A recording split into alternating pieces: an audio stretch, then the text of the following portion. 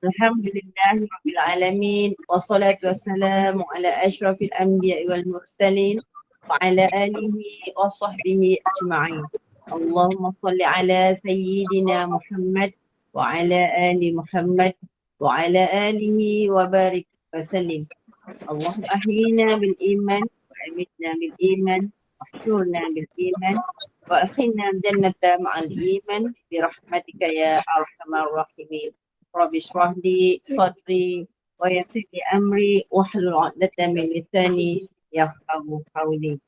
أما بعد. السلام عليكم ورحمة الله وبركاته. Salam sejahtera, salam ukhwah pada yang berbahagia, Fadil Ustaz dan semua sahabat pencinta ilmu yang dirahmati Allah. Syukur Alhamdulillah kita masih menjadi pilihan Allah untuk duduk dalam majlis ilmu pada malam ini. Kuliah kita malam ini adalah daripada Saluran Gema Nur Iman yang dipimpin oleh Puan Hajah Rosniati binti Mansur dan ditadbir urus oleh seluruh ahli jawatankuasa Gema Nur Iman. Akan dipimpin oleh yang berbahagia Al-Fadil Ustaz Dr. Ahmad Mushdi bin Mustafa dengan pengajian berkitab Al-Minahu As-Saniyah ala Wasiyah Matbuliyah. Bagi menambahkan keberkatan majlis, mohon izin Ustaz untuk memimpin bacaan umum kitab Al-Fatihah dan pahalanya kita hadiahkan kepada baginda Rasulullah sallallahu alaihi wasallam, keluarganya dan para sahabatnya, para anbiya, para solihin, alim ulama, guru-guru kita, ibu bapa kita, keluarga kita dan semua para muslimin dan muslimat sama ada yang masih hidup ataupun telah kembali ke rahmatullah. Al-Fatihah. أعوذ بالله من الشيطان الرجيم بسم الله الرحمن الرحيم الحمد لله رب العالمين الرحمن الرحيم مالك يوم الدين إياك نعبد وإياك نستعين اهدنا الصراط المستقيم صراط الذين أنعمت عليهم غير المغضوب عليهم ولا الضالين آمين. Amin, amin ya Rabbal Alamin. Bagi meneruskan majlis, saya dengan penuh takzim menyerahkan majlis ini kepada Al-Fadhil Ustaz dengan hormat. Kita silakan Ustaz. Assalamualaikum warahmatullahi taala wabarakatuh. Bismillahirrahmanirrahim. Alhamdulillah rabbil alamin wa bihi nasta'in wassalatu wassalamu ala asyrafil anbiya'i wal mursalin wa ala alihi wa sahbihi ajma'in. Subhanaka la ilma lana illa ma 'allamtana innaka antal alimul hakim. ولا حول ولا قوة إلا بالله العلي العظيم ربي يسر ولا تعسر اللهم أتمم بخير يا أرحم الراحمين رضينا بالله ربا وبالإسلام دينا وبمحمد نبيا ورسولا أما بعد الحمد لله. Pertamanya syukur kepada Allah Subhanahu Wa Taala. Malam ini kita dapat sambung lagi sambungan daripada pengajian kitab Al-Minhaj As-Saniyah ala Wasiyatil Matbuliyah yang disunting oleh Imam Syekh Abdul Wahab Asy-Sya'rani, dan kita masih lagi dalam perbincangan berkaitan dengan memakan makanan yang haram, bermaksud satu peringatan daripada pengarang kita berkaitan dengan bahayanya mereka yang mana tidak menjaga makanan mereka, yang mana daripada makanan yang haram. Walaupun dalam hadis Nabi SAW yang disebut al-halalu bayyin wal haramu bayyin wa bainahuma umuru mushtabihat. Ada tiga kedudukan daripada perkara yang kita buat, termasuklah makan minum kita.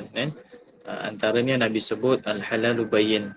Perkara yang halal itu adalah jelas. Maka kalau kita kaitkan dengan makan minum, makanan dan minuman yang kita makan itu ada yang jelas, yang mana dicerita berkaitan dengan halal hukumnya. Dan ada juga perkara yang Nabi kata wal haramu bayyin. Di antara makanan dan minuman ataupun perkara yang berlaku sekitar kita ni ada benda yang haram. Maksudnya halal dan haram itu jelas daripada sudut boleh dan tak boleh, daripada sudut pandangan agama.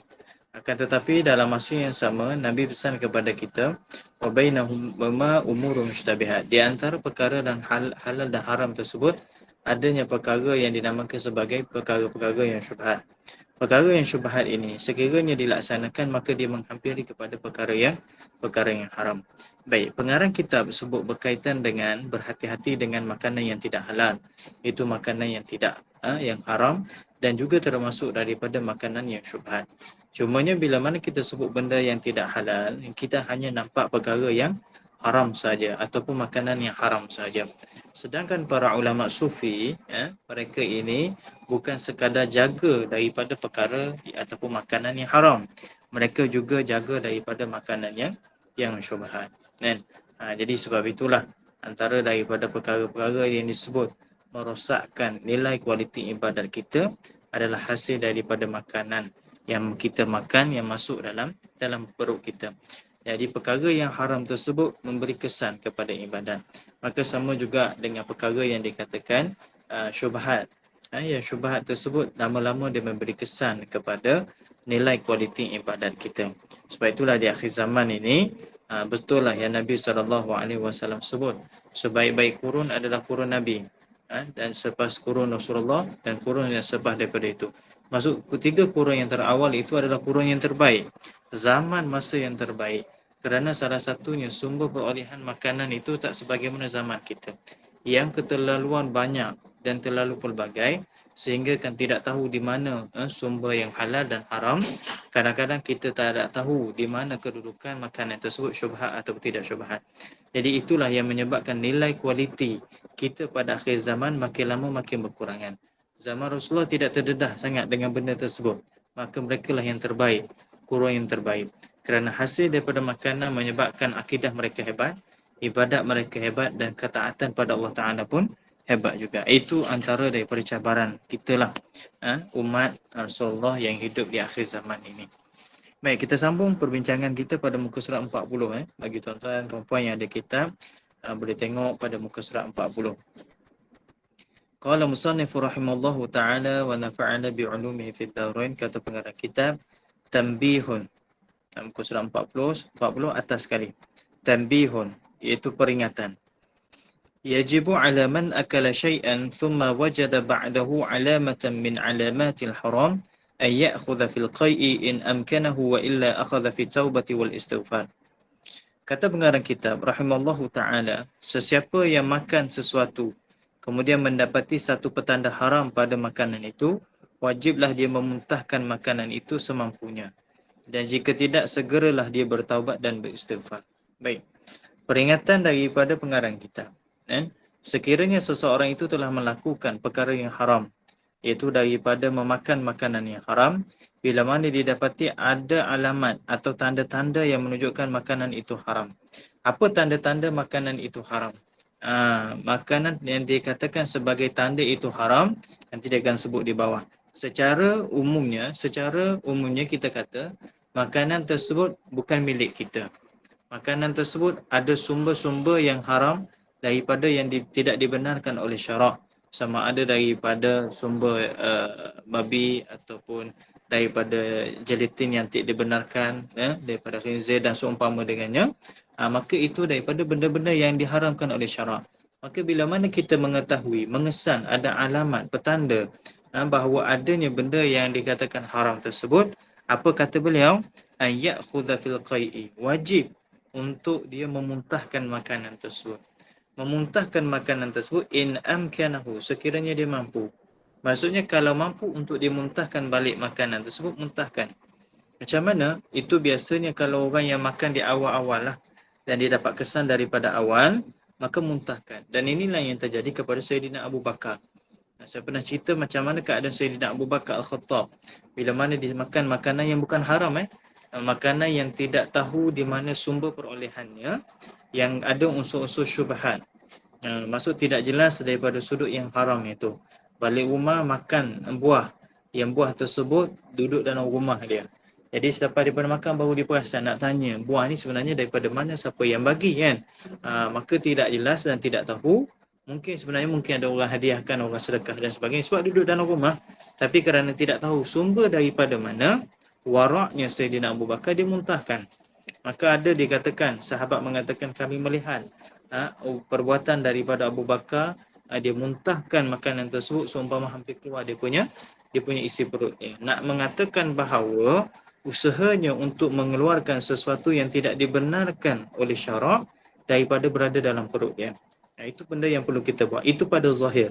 Pada zahir, masuk buang benda tersebut. Sebagaimana kita ambil baju yang haram, kita pakai. Tahu-tahu baju tersebut adalah baju yang tak boleh dipakai. Kenapa? Kerana haram.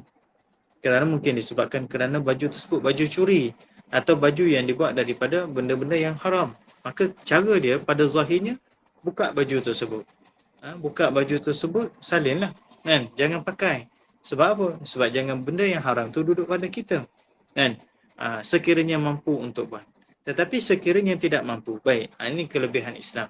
Islam ini dia tidak sebagaimana benda yang kalau tak boleh, nak tak nak kena buat juga. Dan kalau sekiranya tidak mampu, maka dia ada option dia. Apatah lagi daripada sudut kita bertaubat kepada Allah Subhanahu Wa Taala. Dari sudut kita bertaubat kepada Allah Taala, sekiranya tidak mampu buat macam ni, maka dia ada kaedah-kaedah lainnya. Jadi kalau tak mampu untuk dimuntahkan makanan tersebut, maka dia hendaklah bertaubat kepada Allah Subhanahu Wa Taala. Maksudnya bertaubat dimasukkan di sini, ingat, kalau kita bincang berkaitan dengan ilmu untuk membersihkan hati, ilmu untuk mengislahkan kalbu kita, ataupun dengan namanya ilmu akhlak ataupun ilmu tasawuf, maka kalau disebut berkaitan dengan taubat, itu adalah taubat yang sebenar-benarnya. Bukan sekadar taubat biasa. Sebab itulah, walaupun sekecil-kecil dosa, apatah lagi sebesar-besar dosa, taubat yang dimaksudkan itu adalah sebenar-benar taubat daripada kategori taubat nasuha. Dan betul-betul taubat. Kenapa? Kerana setiap daripada kesalahan yang dibuat,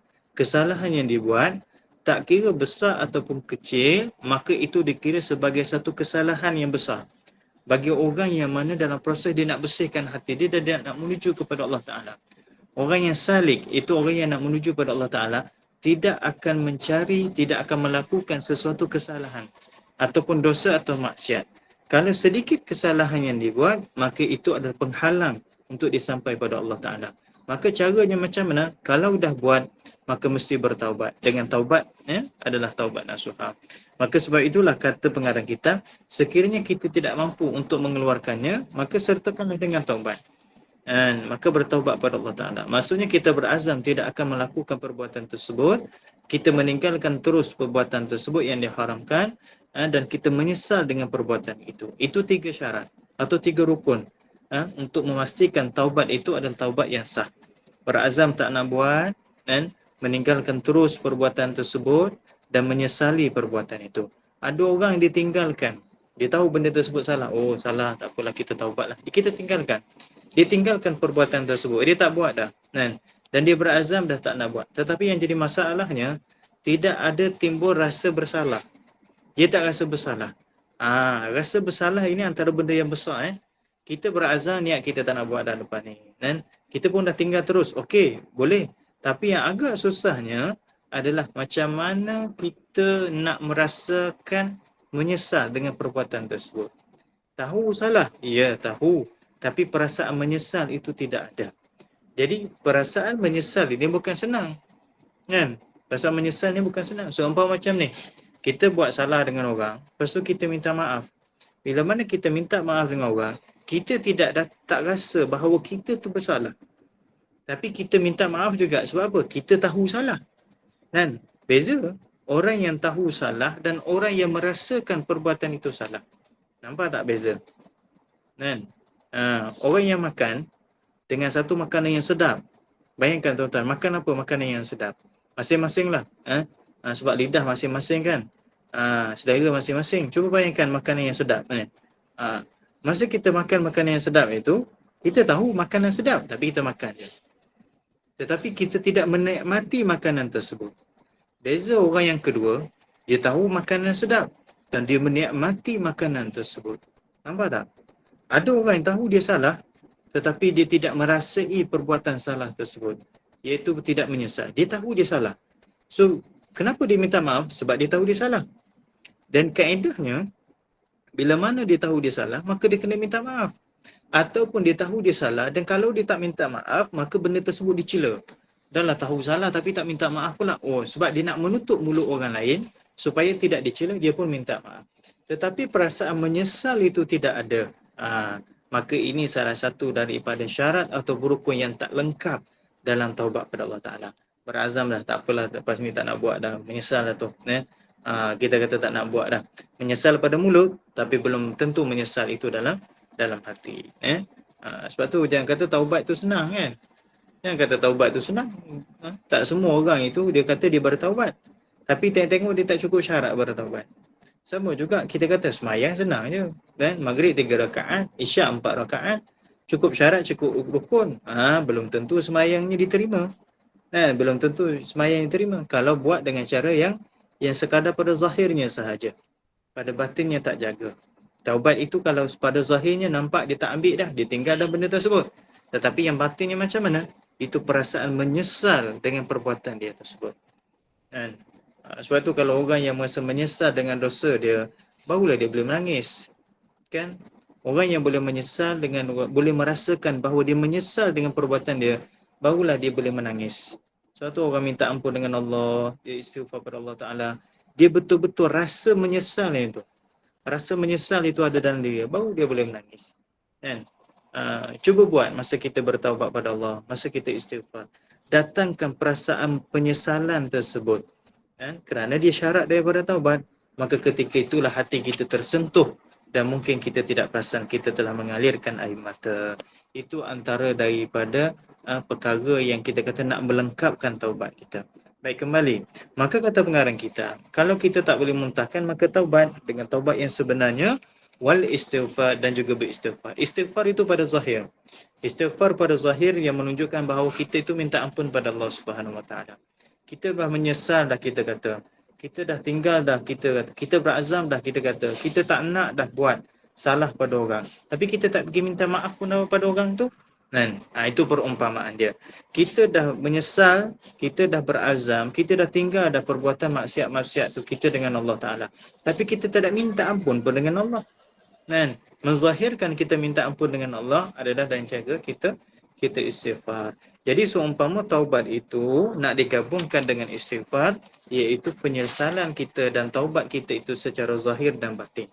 Nak melengkapkan. Seumpama kita berzikir, kita zikir ini ada zikirnya, ada orang tu hanya zikir subhanallah, subhanallah, subhanallah, astagfirullahalazim, astagfirullahalazim, mulut saja berzikir tapi hatinya lalai.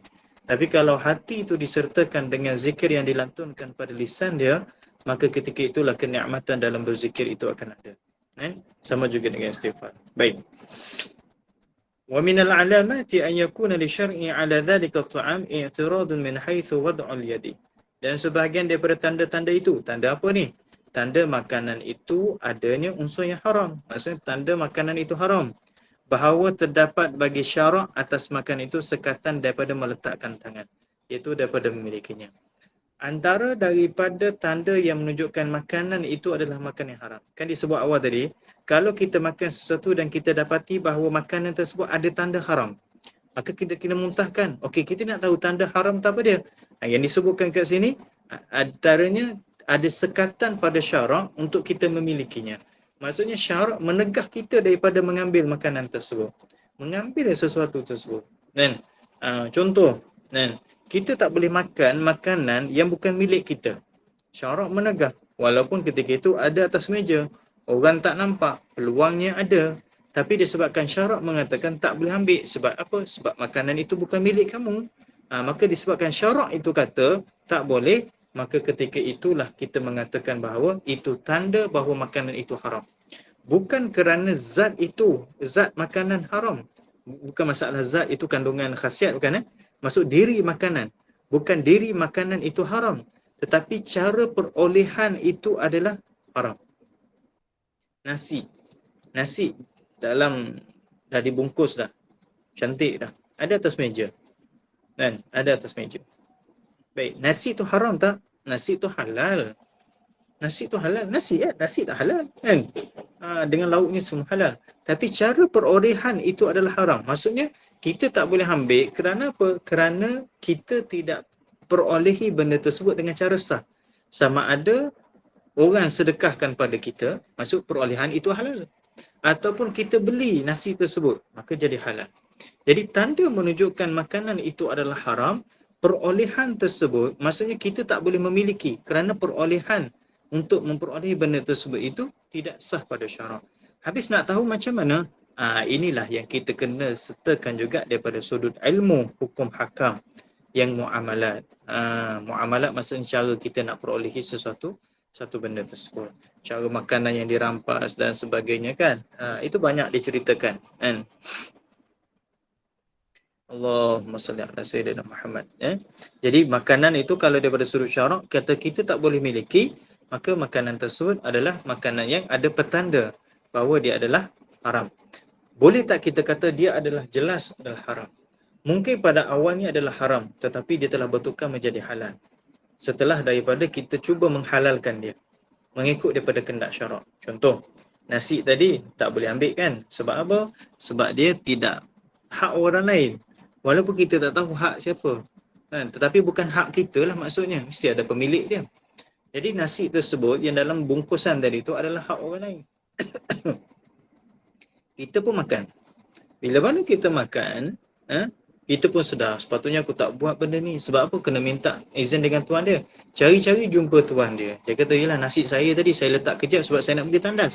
Dia kata, saya minta maaf ni, saya dah makan dah. Tak apalah, saya halalkan dia. Nampak tak? Yang daripada proses pemilikan tadi, yang awalnya adalah haram. Dan dimakan itu adalah haram.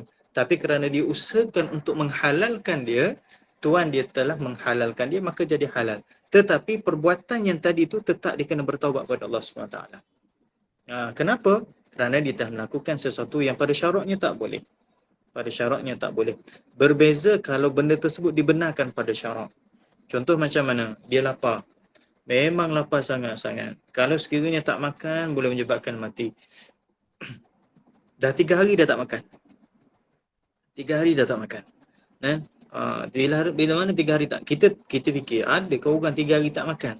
Kita tak boleh bayangkan lah. Sebab apa? Sebab kita tak putus makanan. Nampak tak? Kita ni tak putus makanan. Kadang-kadang orang tu dia mengistilahkan dia putus makanan sebab dia tak makan nasi. Kan? Orang kata kalau tak makan dia dah putus makanan. Tak ada. Itu tak tengok lagi.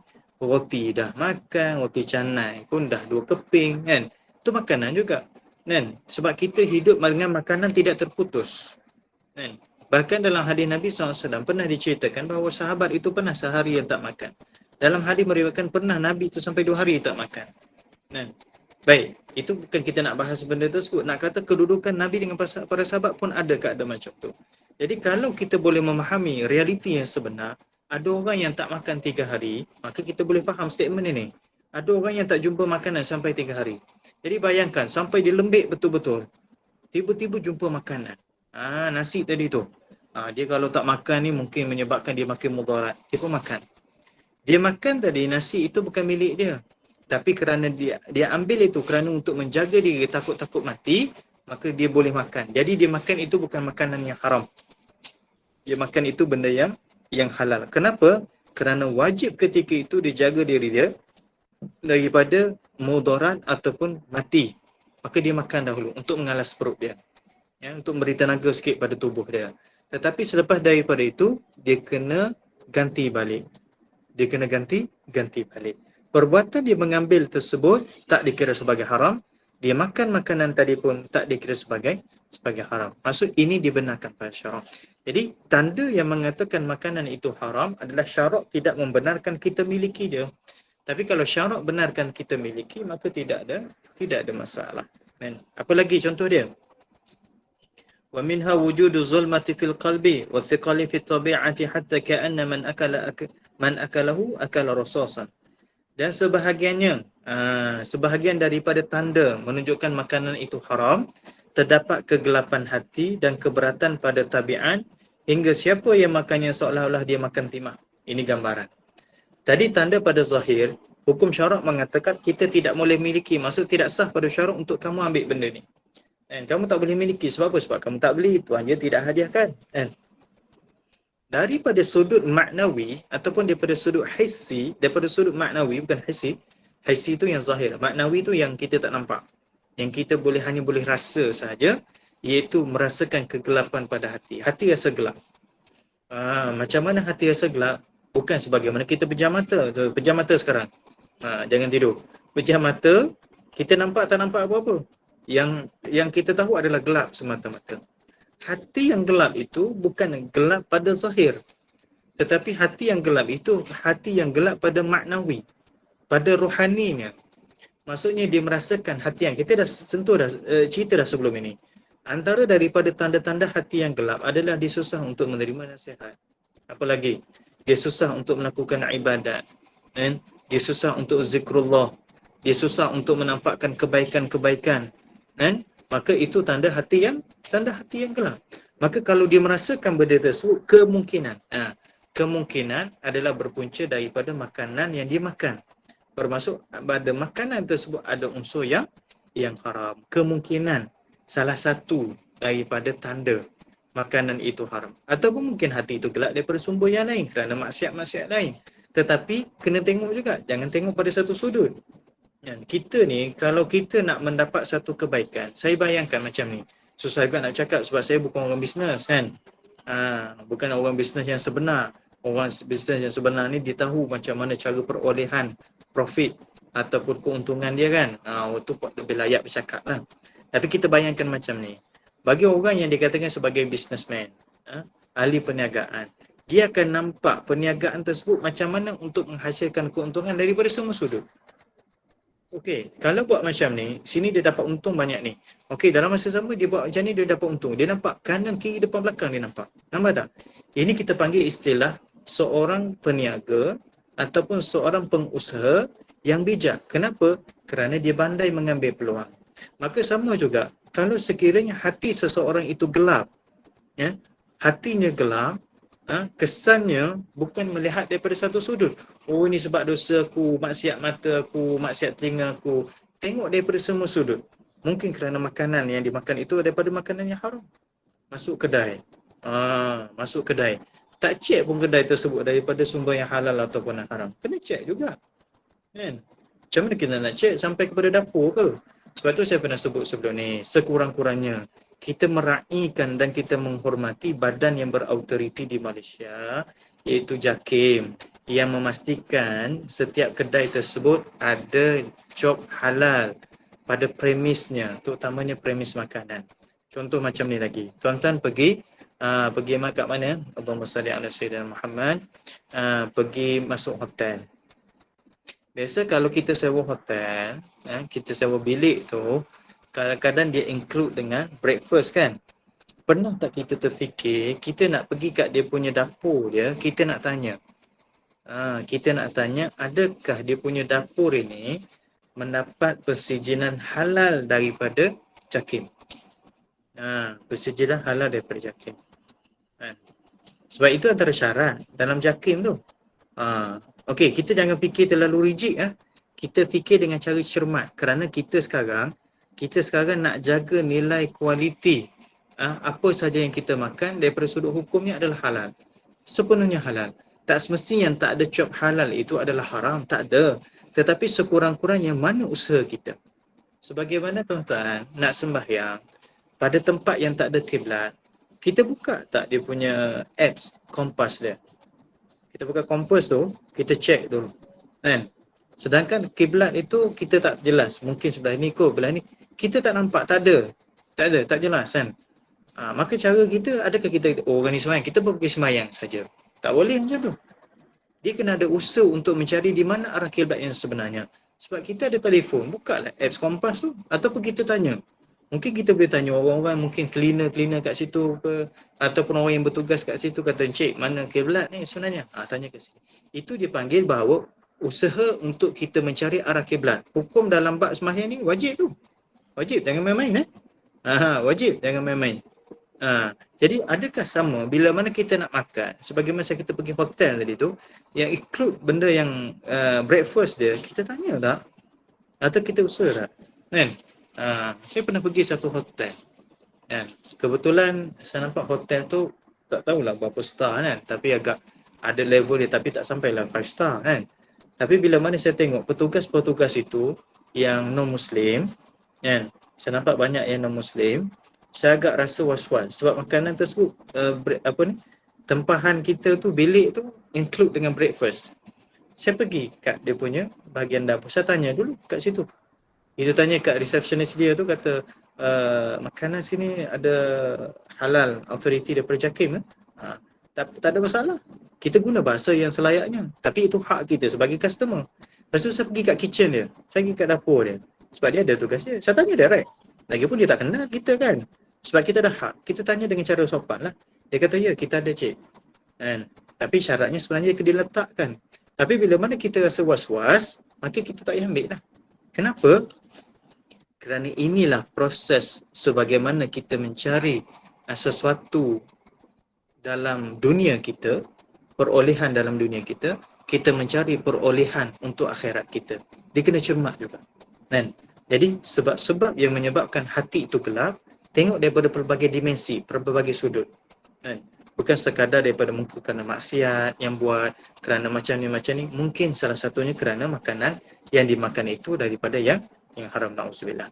Wathiqali fi tabi'ah, dan menyebabkan berat pada tabiat. Maksudnya malas dalam nak lakukan satu perkara, mungkin malas dalam ibadat, malas melakukan ketaatan, malas nak buat kerja tu sendiri.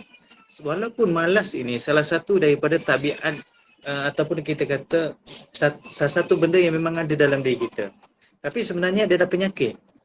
Dia penyakit. Malas ni sebenarnya penyakit. Dan bila mana ada penyakit, mesti dia ada ubat. Sebab tu antara doa Nabi ajar kepada kita. Allahumma inni a'udzubika minal hammi wal hazan wa a'udzubika minal ajzi wal kasal. Ya Allah, aku minta jauh daripada Allahumma inni a'udzubika minal hammi wal hazan. Ya Allah, aku minta jauh daripada kesedihan dan duka cita. Wa a'udzubika minal ajzi wal kasal. Aku minta jauh daripada kamu ya Allah, dengan kamu ya Allah, minal ajzi, daripada rasa lemah, wal kasal, dan juga rasa malas. Tapi yang malas tersebut kena tengok, adakah kerana makanan yang kita makan tersebut, sebab dia bagi efek. Sebab apa makanan yang kita makan? Sebab tu daripada sudut pemakanan yang kita makan, bukan sekadar kalau kita makan, kita mencari khasiat tersebut memberi tenaga pada kita kan. Okey, tambah satu lagi. Kita makan tersebut kerana halal itu yang kita makan, maka dia memberi kesan untuk kita makin kuat dan kita boleh melakukan ketaatan kepada Allah SWT. Tapi kalau lemah dalam melakukan ketaatan tersebut, maka muhasabah. Dan takut itu tanda-tanda bahawa makanan itu adalah makanan yang haram. Kan? Baik. Wa minha, dan daripadanya. Ini nak sebut cerita berkaitan dengan tanda-tanda makanan haram. Tadi bahawa kita tak boleh miliki pada sudut syaraknya, tak benarkan. Ya, yang kedua kerana ada mungkin berlaku hati jadi gelap. Maksudnya tak boleh terima nasihat, tak boleh baca Quran, tak boleh buat taat dan sebagainya, ataupun kita kata lemah dalam melakukan tabiat seharian kita, atau dalam bekerja pun rasa malas kan. Wa binha, dan daripadanya juga ayyakuma minan naum fayamkuthu sa'atan hatta yastayqiza kama yaqa'u liman ya'kulu riba. Dan sebahagiannya bahawa dia terjaga daripada tidur, maka dia termenung seketika hingga dia mampu untuk bangkit. Hal ini samalah seperti orang yang makan hasil riba. Maksudnya menyebabkan dia terfikir-fikir, teringat-ingat je. Rasa macam benda tak kena je. Kan? Pernah tak kita buat satu benda, kita hadapi satu benda yang menyebabkan kita ni tidur, kita tersedar, kita terus ingat benda tu. Sampai kita terfikir-fikir. Ada juga orang yang mana dia hadapi satu benda atau dia buat satu benda, nak tidur tak boleh tidur. Terfikir je benda tersebut. Apa yang tak kena ataupun kenapa yang berlaku benda tu kan.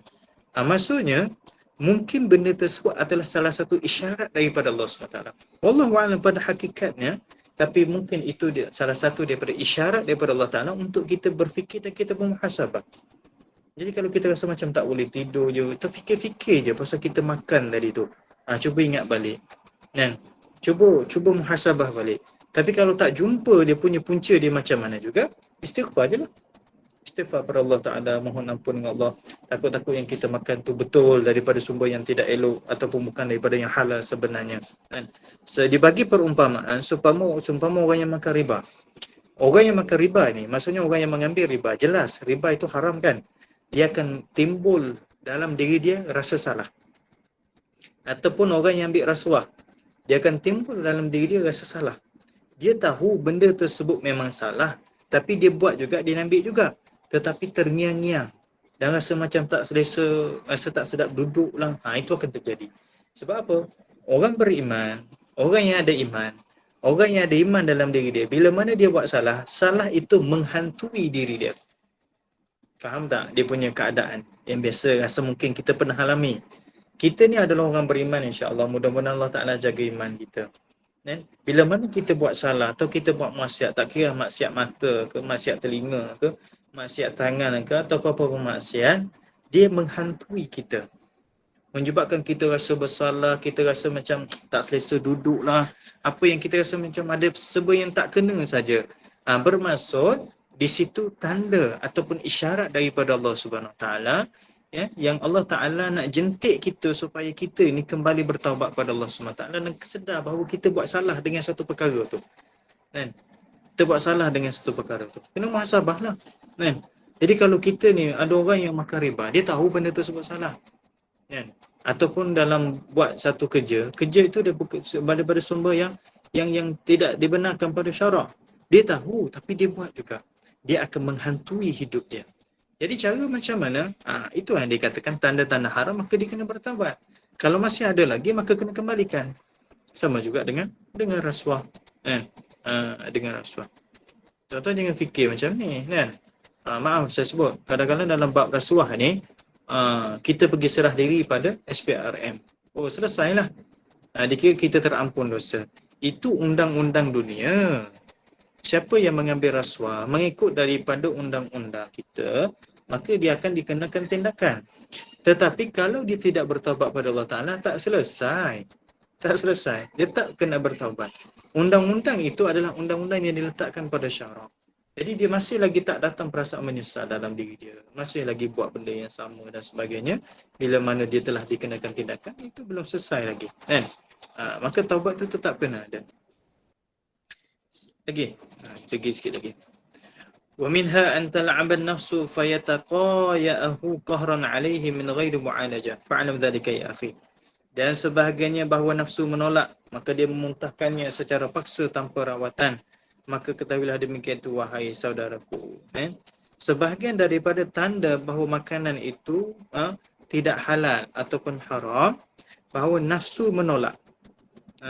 Nafsu menolak, maka dia memuntahkan secara paksa tanpa rawatan. Maksudnya di sana nafsu dia tak nak benda tu. Maksud ada pertentangan. Dia dalam diri kita ni, nafsu dengan iman akan berlawan. Nafsu dan iman dia akan berlawanan benda tersebut. Bila mana ada perlawanan di antara benda tersebut, yang perlu dimenangkan adalah iman kita. Nafsu tu kalau perumpamaannya macam ni.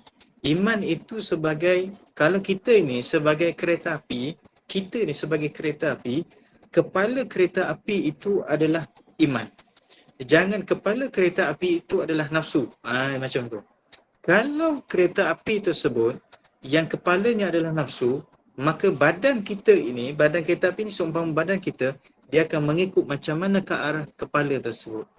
Tetapi kalau sekiranya kepala itu adalah iman yang memandu, maka ekor yang belakangnya, gerabak-gerabak kat belakang ini, ikut sebagaimana kedudukan iman yang memandu ketika itu. Inilah antara daripada tanda-tanda yang menunjukkan bahawa makanan itu ada tanda haram. Jadi dia kena muhasabah daripada pelbagai dimensi. Tengok-tengok dulu. Kita cerita sekarang ni, kita cerita bab makan haram, makanan yang haram saja, yang tak halal. Tapi kita tak tengok daripada sudut lain. Tetapi dalam masa yang sama, kita tengoklah. Pandai-pandailah perbincangan kita nak fokus kepada benda ni. Kenapa? Kerana pengarang kitab, dia nak bawa supaya kita sedar antara perolehan atau benda yang kita makan tersebut, perolehan makanan dan makanan yang kita makan tersebut, itu penyebab kepada penghalang kita daripada mendapat jalan untuk menuju kepada Allah Subhanahu wa ta'ala. Allahu Akbar. Kalau kita kata sehari-hari hidup kita ni cukup dengan kita nak minta ampun dengan Allah Ta'ala dengan makanan pun rasa tak habis lagi kan. Sebab hari-hari kita makan. Pagi kita breakfast.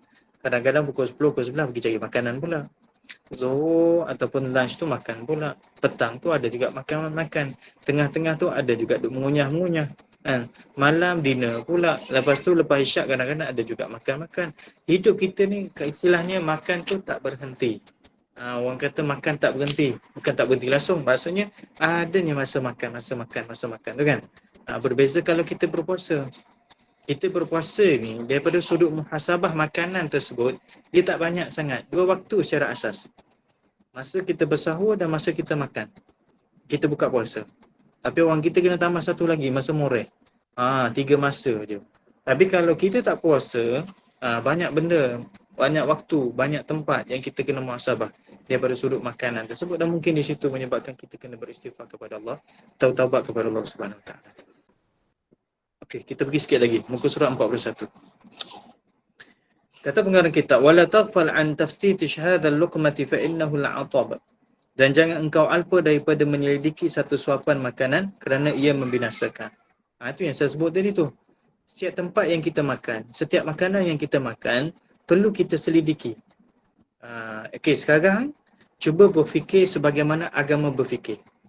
Cuba buang cara berfikir logik kita. Kena letak tepi Sebab tu bila mana kita belajar agama, tak kira tuan-tuan, belajar bab akidah ke, belajar bab fiqh ke, ataupun lebih lagi belajar bab tasawuf, ataupun ilmu untuk membersihkan hati ini, maka jangan bawa akal kita. Jangan bawa 100% akal kita.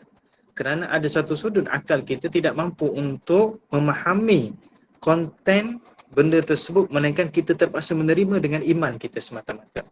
Okey, sekarang kita cerita sebagai contoh. Sebagai contoh. Bila mana Nabi SAW turun daripada Isra' dan Mi'raj, maka antara benda yang Nabi cerita berkaitan dengan syurga dan neraka. Nabi cerita berkaitan syurga dan neraka. Dalam cerita syurga dan neraka tersebut, ada sahabat akan tanya kepada Nabi SAW, macam mana syurga tu? Sebab gambaran yang Nabi cerita tu seumpama hebat, menarik. Tetapi kerana tak boleh diungkapkan dan akal tak boleh untuk menggambarkan, maka Nabi bagi 3 formula bagi kedudukan syurga. Apa dia?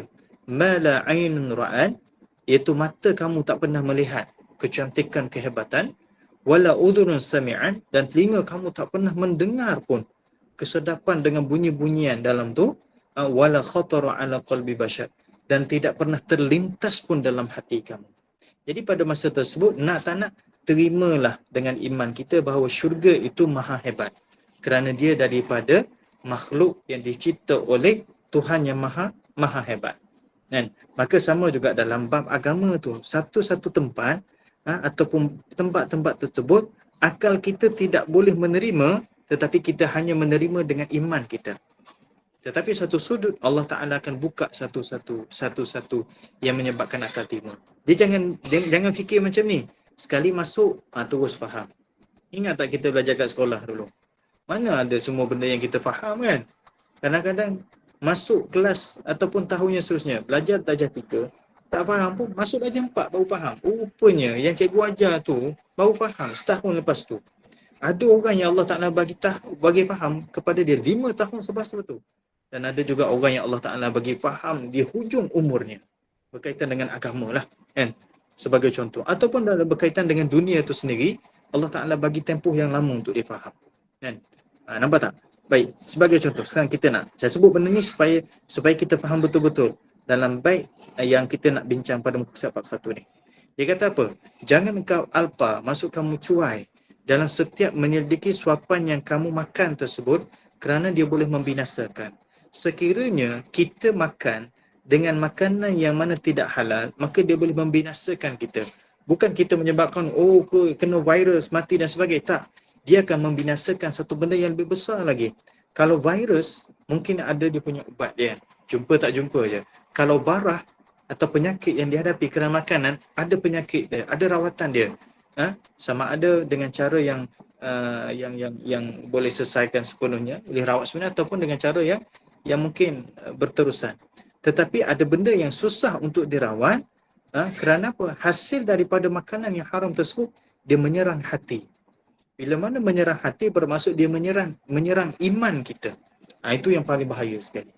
Sebab tu kena hati-hati dengan makanan, setiap suapan, kata pengarang kitab. Wala ta'kul ta'ama man la yatawarra'u fi kasbihi walau annahu ghadiba minka wala taltafit ilaihi. Ni kena jangan fikir dengan akal kita. Kita fikir dengan bahasa agama. Ambil dengan bahasa agama dulu. Nanti kita logikkan dia supaya sesuai dengan akal kita. Dan jangan engkau makan makanan orang yang tidak warak dalam pencariannya, sekalipun dia pasti marah kepada kamu, dan jangan engkau berpaling kepadanya, dan tidak juga kepada ucapannya. Wala liqaulihi. Kasarta khatirana. engkau telah menghancurkan perasaan kami. Sekarang kita kata kita nak meraihkan semua orang. Kita kata tak bolehlah, kita kena jaga juga. Kadang-kadang minta maaf. Orang tersebut yang tidak waraknya, sekarang daripada sudut faham hukum warak dahulu. Sebelum kita huraikan yang ini, kan? Saya rasa kalau kita faham hukum warak, insya-Allah boleh nampak. Orang yang dikatakan sebagai warak, bukan mesti pakai jubah macam ni. Pakai kopiah macam ni, oh dah warak lah tu. Pakai jilbab, tudung yang labuh. Lepas tu pakai apa dia, niqab, oh dah warak lah tu. Itu appearance dia ataupun penampilan secara zahir yang menunjukkan bahawa ada kesan yang warak, sehingga yang pada zahirnya akan terkesan. Tapi pada hakikatnya adakah dia warak? Belum tentu. Kenapa? Kerana warak ni dia ada hukum dia. Yang pertama kita faham dulu, wajib seseorang itu warak. Wajib seorang itu warak daripada apa? Daripada benda-benda yang haram.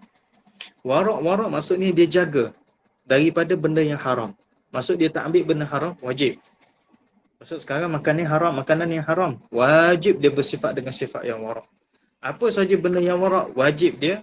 Benda-benda yang haram, wajib dia bersifat dengan sifat yang warak. Satu. Yang kedua, benda-benda yang makruh. Benda-benda yang makruh pada masa tersebut sunat untuk dia bersifat dengan sifat yang warak. Jadi pada benda yang makruh, benda ni tak sampai kepada kedudukan yang haram tapi makruh, maka wajib sunat dia untuk dia bersifat dengan sifat yang warak. Itu secara asas hukumnya. Tetapi bagi ahli sufi melihat walaupun perkara yang makruh, bagi dia pun wajib untuk dia bersifat dengan sifat yang warak. Bukan yang wajib itu wajib warak pada benda yang haram saja, tapi wajib juga dia warak kepada benda yang makruh. Baik, sekarang kalau sekiranya cara pencarian seseorang itu untuk dijual tersebut bukan daripada hasil yang warak, maka pada masa tersebut jangan ambil dan jangan beli daripada dia. Ini susah kan? Kita nak jaga? Susah nak jaga. Sekarang kita tidak mengamalkan benda tersebut secara total. Tapi daripada masa ke semasa dia akan melalui proses itulah. Mungkin kalau dengan bahasanya kita nampak orang ni daripada sudut penghasilan agak mencurigakan. Itu tak sampai lagi. Macam mana kalau kita tahu dia tak solat? Kita tak tuduh tapi jelas kita tahu dia tak solat. Jelas kita tahu dia tak puasa. Jelas kita tahu dia ini daripada sudut auratnya tidak jaga. Macam mana? Itu warak sebenarnya. Kalau sekiranya dia sendiri tidak warak, maka pada masa tersebut dalam amalan ilmu tasawuf, kita elakkan daripada bermuamalat dengan dia. Maksudnya kalau sekiranya dia itu penjual, kita elakkan daripada benda tersebut. So tu jangan marah kalau ada orang kadang-kadang, maaf saya sebut, dia masuk kedai, dia tengok orang yang buat makanan tersebut tak jaga aurat, dia keluar. Itu tak boleh kata kepada dia. Sebab apa? Mungkin pada masa tersebut dia proses untuk mengislahkan hati dia. Tapi kalau dia pada sudut hukum fiqahnya macam mana? Hukum fiqah sah je, tak ada masalah. Selagi mana makanan yang dibuat itu daripada sumber yang halal, settle, tak ada masalah. Kan? Tetapi pada masa yang sama, kita cuba tambah daripada sudut warak, melihat daripada semua sudut. Kita pun guna akal kita. Oh, kalau macam tu susahlah Ustaz. Nampak tak? Sebab tu saya tekankan tadi, jangan akal terlalu ke hadapan sangat. Jangan akal itu ke hadapan. Cuba jaga dahulu. Bagi orang yang menjaga benda tersebut, maka dia takkan rasa susah. Kenapa? Kerana dia melihat dengan iman dia. Kadang-kadang kita rasa susah sebab apa? Sebab kita tak jumpa dan kita tidak syari. Panjang cerita dia. Rasanya insya-Allah kita sambung yang ni pada pertemuan akan datang lah. Kalau diizinkan oleh Allah Subhanahu Wa Taala. Sebab panjang benda yang mungkin kita akan tambah lagi berkaitan dengan warak lah. Dan pengarang kita tak bincang khusus berkaitan dengan warak kat sini. Dia nak cerita berkaitan dengan penghasilan, perolehan dengan cara yang warak tersebut. Tapi kita kena faham daripada hukum warak itu sendiri lah. Jadi saya rasa insya-Allah yang mata ni kita sambung dalam pertemuan yang akan datang lah. Supaya tak terputus dia punya perbincangan dia. Jadi kita berhenti pada kedudukan perbincangan kita berkaitan dengan tanda-tanda bagi makanan yang haram tersebut. Yang disebut oleh pengarang kita ada antaranya yang kitanya berkaitan dengan tak boleh kita miliki, hukum tak benarkan, ada kegelapan pada hati, berat daripada tabiat-tabiat kita nak buat dan sebagainya. Itu tanda-tanda yang mungkin menyebabkan kita rasa makanan itu adalah makanan yang bukan sebetul-betulnya halal. Jadi kalau kita mendapati tanda-tanda tersebut, apa yang perlu kita buat? Maka kita muntahkan dia. Maksud kita buangkan dia. Jangan duduk dalam diri kita. Kalau sekiranya mampu, maksudnya kita dah dapat kesan daripada awal. Tapi kalau sekiranya benda tersebut mungkin dah berlalu, tak mampu untuk kita keluarkan dan kita tak perlu korek sebab kita bimbang dia memudaratkan diri kita, caranya kita bertaubat pada Allah Subhanahu Wa Taala dan istighfar. Sebab mungkin kalau kita kata istighfar harian kita, perlu disertakan dengan istighfar yang sepatutnya istighfar bab makanan saja. Tak masuk lagi istighfar berkaitan dengan benda-benda yang lain. Kenapa? Kerana makanan itu antara benda asasi yang kita makan ataupun yang kita buat hari-hari. Dan insya-Allah pada pertemuan akan datang kita akan masuk kepada matan yang seterusnya pada muka surat 41 dengan izin Allah Subhanahu Wa Taala. Mudah-mudahan Allah Taala jaga kita dengan cara kita menjaga hukum Allah Taala yang biasa saya sebut dengan hadis yang sebelum ni, ihfazillah yahfazka. Kamu jaga hukum Allah, maka Allah Taala jaga kamu. Kita jaga hukum halal haram yang Allah Taala tentukan, maka Allah sendiri akan jaga kita. Ada orang tu tak jumpa langsung benda yang haram. Kenapa? Kerana dia betul-betul jaga daripada awal-awal kehidupan dia. Daripada kecil lagi jaga. Maka benda yang haram tu memang tak jumpa langsung. Betul Allah Ta'ala jaga. Maka sama-sama kita jaga hukum Allah Ta'ala. Terutamanya daripada sudut bab makan minum ini. Cari yang betul-betulnya halal. Tambah lagi dengan nanti insyaAllah dengan bab waraknya. Maka insyaAllah Allah Ta'ala akan jaga kita insyaAllah. Mudah-mudahan ada manfaat insyaAllah daripada perbincangan kita pada malam ini. Wallahu'alam. Kita nak buka sikit soalan tu Ustaz. InsyaAllah. Boleh? 1, 2 kan? Boleh. Okey, silakan jemaah kalau nak bertanya 1, 2 soalan pada Ustaz. Assalamualaikum Ustaz. Assalamualaikum warahmatullahi. Ustaz, kalau pasal makanan subhah ni Ustaz. Macam makanan-makanan ialah macam jajan-jajan budak-budak ni kan banyak yang ialah dicampur dengan bahan-bahan kimia tu macam mana tu Ustaz? Kadang-kadang kita pun tak tahu dia punya dia punya makanan tu kan. Saya pun bimbang juga budak-budak tu. Kadang-kadang yang import punya jajan tu macam mana tu Ustaz? Ini antara daripada benda yang kita kena jagalah. Sebab benda tu benda yang sedap kan. Sebab dia ada perisa dia kan. Jadi dia masukkan tanya yang rasa manis dan sebagainya. Itu menyebabkan rasa sedap. Apatah lagi bagi kanak-kanak, benda tersebut sesuai dengan kehendak lidah dan nafsu mereka kan. Kadang-kadang kita pun terasa nak makan juga tapi mungkin tak makan sebagaimana mereka. Tapi macam mana daripada sudut penjagaan kita? Yang pertama sebagaimana yang saya sebut tadi, kalau benda tersebut ada cop halal maka kita ambil lah kan? Kita ambil lah. Kalau tidak ada cop halal kita jauhilah. Halal pertama halal jakim, yang kedua halal yang diiktiraf oleh jakim tu sendiri. Tapi kalau ada halal juga tapi kerana timbul keraguan was-was, mungkin ada di kalangan tuan-tuan perempuan yang belajar berkaitan dengan kita panggil apa dia food tech, teknologi makanan dan sebagainya, dia boleh kesan benda-benda tersebut, okey tinggalkanlah. Kalau dia rasa was-was, tak ada masalah kan. Tapi dia tak boleh condemn lah sebab benda tersebut mungkin yang jakim kata halal, tapi bagi dia rasa okey, bagi saya masih lagi ada was-was. Kaedahnya macam mana? Ikut formula Nabi. Dalam hadis Nabi kata da'ma yaribuka illa ma la yaribuk atau kama qala. Tinggalkan benda yang kamu rasa ragu-ragu kepada benda yang kamu tak ragu-ragu. Walaupun ada benda yang halal, cop halal, contoh daripada luar negara, tapi benda tersebut di cop ini antara daripada yang recognized dalam halal jakim, tapi kita rasa ragu-ragu, tinggalkan, tak apa, tak ada masalah. Tapi kita tak boleh kata oh yang ni haram, tak ada. Itu bagi kita kerana lebih selamat. Yang pertama. Yang kedua, walaupun halal, kita kena kurangkan juga, elakkan juga. Sebab apa? Al-Quran sebut halalun tayyibah. Walaupun daripada sudut halal kita jaga, kita kena cari yang tayyib, yang baik. Baik daripada sudut mana? Baik daripada sudut yang kita makan tu ada khasiat. Dah disebut daripada sudut kajian-kajian, daripada sudut perubatan, kesihatan dan sebagainya, yang benda ni memberi kesan kepada atau memberi mudarat kepada kesihatan kita. Jadi kalau pada masa tersebut benda halal ada, contoh macam ni lah, gula tu kan, gula tu halal kan, memang ada cop halal kan.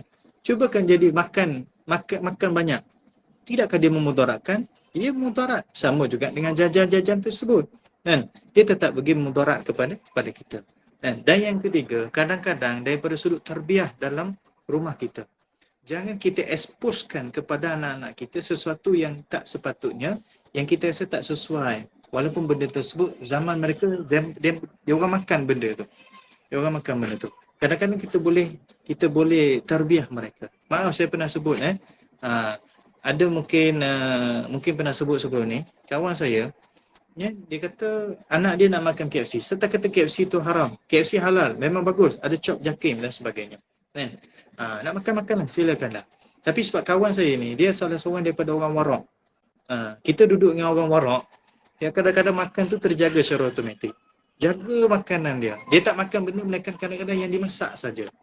Makanan yang dimasak saja. Dia kadang-kadang anak nak makan benda ni, dia kata mak boleh masak kan? Mak boleh masak. Kita makan dengan apa yang mak masak je. Seumpama macam itu je. Jadi nak menghasilkan benda yang jelas daripada yang halal tersebut, itu adalah usaha kita lah. So jajan tu kalau kita kata benda tersebut halal, okey makan. Tetapi kedua, jangan berlebih-lebihan. Yang ketiga, tengok juga daripada sudut kesihatan. Kalau kita nak halang sepenuhnya, agak susah. Kerana itu antara dunia diorang, tetapi kita cara hikmah bagi tetapi tidak berlebih-lebihan. Wallahualam. Okey, terima kasih. Ada lagi soalan? Okey, Assalamualaikum Ustaz. Assalamualaikum. Boleh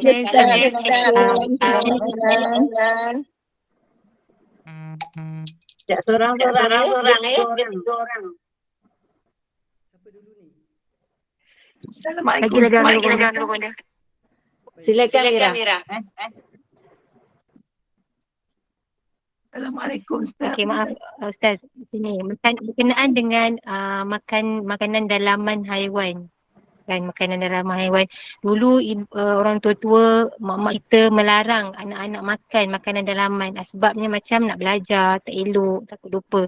Tetapi dalam ayat Al-Quran tak ada menyatakan tidak boleh makan dalaman haiwan kan Ustaz. Yang ada cuma jangan makan berlebih-lebihan. Ustaz mohon pencerahan. Baik. Makan makanan yang dalaman. Ini ada disebut dia tidak haram sebenarnya. Sebagaimana kita tengok dalam perbuatan Nabi SAW, bila mana raya korban, antara benda yang sunat kita ambil adalah hati. Hati kan organ dalaman. Tetapi yang disuruh kita ambil adalah cukup untuk sekali makan saja. Kalau kita kata dalam satu luqmah, kita ambil satu suapan lah sekadar benda tersebut. Baik. Benda dalaman ini, kalau secara zahirnya, kita tengok dalam hadis Nabi SAW dibenarkan. Dalam Quran itu dibenarkan. Dalam surah apa? Surah Al-An'am ke tak silap saya. Maksudnya, Qul la ajidu fima uhiya ilayya. Tidak, aku dapati dari apa yang diwahyukan kepadaku. Dalam Quran kata, Nabi SAW sebut, bahawa tidak ada yang diwahyukan kepadaku yang diharamkan, melainkan benda ni. Melainkan benda ni. Jadi organ dalaman itu termasuk daripada benda yang dihalalkan, tidak ada masalah. Bila mana benda tersebut dihalalkan, maka boleh makan, tidak ada masalah. Cuma kaedahnya berdasarkan pengalaman para ulama, amalan-amalan para ulama, ada benda-benda yang tidak boleh berlebih-lebihan. Lebih-lebih lagi orang yang belajar ilmu. Organ dalaman itu dielakkan. Sebab apa? Sebab benda yang dalaman kita tak tahu macam mana keadaan dia. Dengan hatinya, dengan limpanya dan sebagainya, itu dielakkan sebagai pengalaman daripada ulama-ulama yang sebelum ini yang tidak makan. Kita kata nak makan, boleh, tidak ada masalah, tetapi tidak boleh berlebihan. Itu antara yang diajar oleh para ulama. Okey, silakan Puan Aisyah. Maaf Ustaz. Kurang baik. Macam di luar negeri kan Ustaz. Bila dia jual coklat terutama di airport, dia tak ada tulisan dia halal, tapi penjual tu mengata ini coklat yang halal. Apakah kita perlu percaya di atas kata-kata penjual? Baik, ini cabaran dia juga ni. Antara benda yang bahaya yang perlu kita jaga adalah daripada coklat-coklat tu. Sebab antara penghasilan dia tu ada benda-benda yang dipanggil raw material dia kan. Kalau kita belajar cara penghasilan dia tu ada benda-benda yang kita boleh digunakan daripada sumber yang halal atau sumber yang haram. Baik, sebagai yang saya sebut tadi, kalau yang dekat airport atau benda-benda yang yang dekat, yang daripada luar negara, daripada coklat tersebut, kalau tidak ada cop halal, kalau boleh kita elakkan. Dan satu. Yang kedua, kata daripada penjual tu sendiri. Baik. Tuan-tuan nak percaya pada si penjual ataupun orang yang buat. Orang yang jual tersebut dia hanya ambil barang. Satu, pada zahirnya kan. Tapi orang yang buat tersebut dia lebih tahu lagi. Sekarang dia bukan si pembuat, dia adalah penjual benda tersebut. Maka kalau hati kita merasakan bahawa tidak tenang, kita tidak yakin dengan apa yang dia kata, kita bukan sangka buruk pada dia, tapi dia atas dasar berhati-hati, maka tinggalkanlah. Walaupun tidak ada souvenir ataupun cendera mata yang tengah kita pergi melancong tu, biasa orang bawa yang benda yang halal tu sendiri kan, benda coklat tu sendiri kan, kalau tidak ada benda yang halal, elakkan. Sebab pembuat itu lebih mengetahui daripada penjual itu sih. Saya tak menuduh bahawa penjual itu dia tidak expert dengan benda tu, tapi sebaiknya jaga. Itu cara dia. Sebenarnya dia salah satu proses kita mengekang nafsu kita. Memang sedap rasa, tapi sebab tak ada halal, okey, lawan nafsu kita. Lawan nafsu kita pada masa tersebut. Allah a'lam. Terima kasih. Satu lagi. Assalamualaikum Ustaz. Masih Puan Sabaria, silakan. okey, terima kasih. Soalan terakhir. Okey, ini contoh Ustaz contoh. Saya pernah berhutang 20 tahun dululah. Saya ambil barang. Tak dengar lah puan. Kuat sikit Puan Sabaria, tak dengar. Dengar tak? Tak dengar, dekatkan sikit. Dengar? Saya tak dengar. Gini Ustaz. Contoh saya pernah ambil barang berhutang 20 tahun dulu tau. Kemudian saya pindah rumah. Jadi saya lost contact dengan penjual tu. Jadi saya tak bayarlah hutang. So contohnya saya macam dah tak jumpa, saya tak bayar lah. Jadi barang tu saya dah ambil tapi saya tak bayar. Berlalu hutang sampai 20 tahun. Contoh saya pergi makan angin lah. Saya makan angin, saya duduk hotel, saya makan minum kat hotel. Adakah duit yang saya buat pergi holiday tu haram? Sebab hutang masih ada lagi ni. Saya macam tak ambil kisah lah nak bayar ke, nak infak masjid atas nama dia ke. Oh, okey. Ustaz. Faham. Baik. Masalah hutang adalah hutang.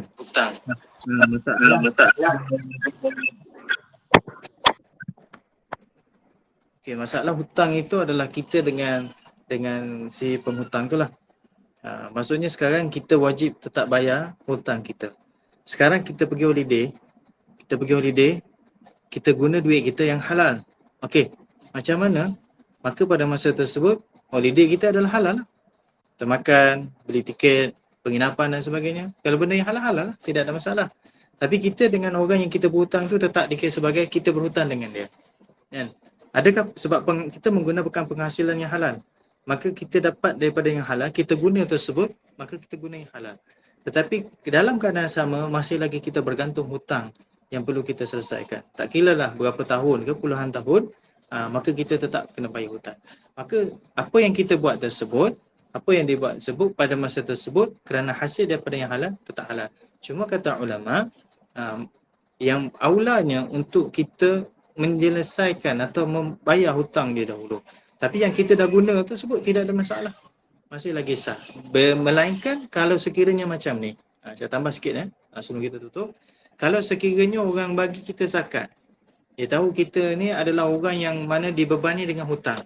So kalau tak bayar hutang tersebut mungkin menyebabkan kita ada tipu musibah dan sebagainya. Orang pun bayar zakat. Zakat kepada kita atas dasar untuk bayar hutang. Maka kita guna duit tersebut untuk buat benda lain. Yang tu memang haram. Yang tu memang haram. Tak boleh. Sebab apa? Sebab duit zakat yang diterima oleh orang yang berhutang adalah untuk bayar hutang dia. Berbeza bagi duit zakat yang dia terima oleh fakir dan miskin, maka dia boleh guna dalam bentuk yang pelbagai. Orang yang terima zakat untuk bayar hutang, wajib untuk dia bayar hutang. Kalau dia guna ke arah lain, maka dikira sebagai berdosa dan haram. Allahuakbar. Terima kasih Ustaz. Okey, kita berhenti dululah. Kita sambung minggu depan. Dah lambat dah. Kita tutup Ustaz ya. Ya, insyaAllah. Alhamdulillah syukur pada Allah, kuliah maghrib kita berjalan lancar dengan kitab Minahu Al-Saniyah, masih di dalam bab makanan. Kalau termakan makanan yang haram, wajiblah kita memuntahkannya semampunya dan segeralah bertaubat dan beristighfar. Kalau memakan makanan bukan hak, patutlah mencari tuannya dan meminta halal. Perbuatan yang kita lakukan itu adalah haram dan kerana itu kita perlu bertaubat dan makanan itu menjadi halal dan mendapat izin daripada tuan yang mempunyainya. Setelah mendapat izin daripadanya, sebab hati, salah satu daripada sebab-sebab hati menjadi gelap adalah dengan makanan yang tidak suci. Jangan cuai dengan setiap suapan makanan yang akan dimakan kerana ianya akan membinasakan. Wajiblah warak di dalam kita memastikan makan makanan walaupun melukakan perasaan orang lain. Moga segala ilmu yang disampaikan, disyarahkan malam ini memberi manfaat dan menambah ilmu pengetahuan dalam kita menjaga halal dan sucinya setiap suapan yang akan masuk ke dalam perut kita. Wallahualam. Kita tangguhkan pengajian kita hari ini. Saya ucapkan ribuan terima kasih atas ilmu yang telah Ustaz sampaikan. Dan terima kasih juga kepada semua jemaah dan saya mohon maaf kerana ada sebarang kekurangan di dalam majlis kita ini. Segala yang baik itu daripada Allah dan yang buruk itu adalah daripada kekurangan kami sendiri. Bagi menutup majlis, mohon Ustaz bacakan doa penutup surah Kafarah dan surah Al-As dan saya akhiri dengan wabillahi taufiq wal hidayah. Assalamualaikum warahmatullahi wabarakatuh. Kita jumpa lagi pada kuliah subuh pagi besok 6.42 pagi. Silakan Ustaz. Subhanakallahumma bihamdika asyhadu an la ilaha illa anta astaghfiruka wa atubu ilaik.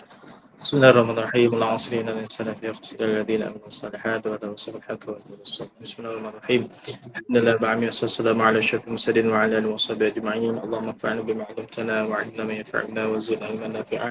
اللهم أصلح لنا شأننا كله ومن حولنا وما بيننا برحمتك يا أرحم الراحمين واقض حاجاتنا وبارك لنا فيها ربنا آتنا في الدنيا حسنة وفي الآخرة حسنة وقنا عذاب النار وصلى الله على سيدنا محمد والحمد لله رب العالمين السلام عليكم ورحمة الله وبركاته.